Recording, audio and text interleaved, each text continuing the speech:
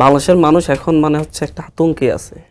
আপনি যখন রাস্তায় বের হন তখন জিজ্ঞেস করে আসলে কি বাংলাদেশের কোনো পরিবর্তন হবে নাকি যেই লাও সেই কত থাকবে, আসলে কি কোনো চেঞ্জ আসবে, আসলেই কি আবার 5 বছর নির্বাচন ভোট আমরা দিতে পারবো।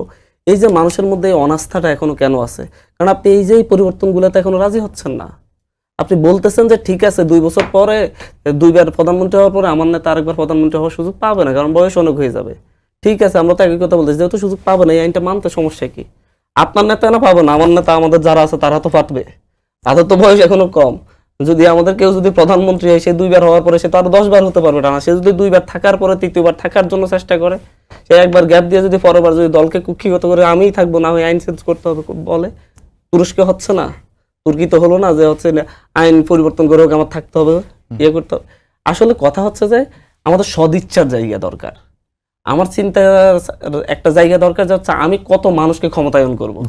যেহেতু আমার 2বার পরে আমার ইয়া থাকবে না, আপনার হচ্ছে ধরে নিলাম যে তারেক রহমান 2বার পরে আর প্রধানমন্ত্রী হতে পারতেছে না, তখন দলের আরেকটা ব্যক্তি স্বপ্ন দেখা শুরু করবে, না আমি তাহলে প্রধানমন্ত্রী হতে যাচ্ছি।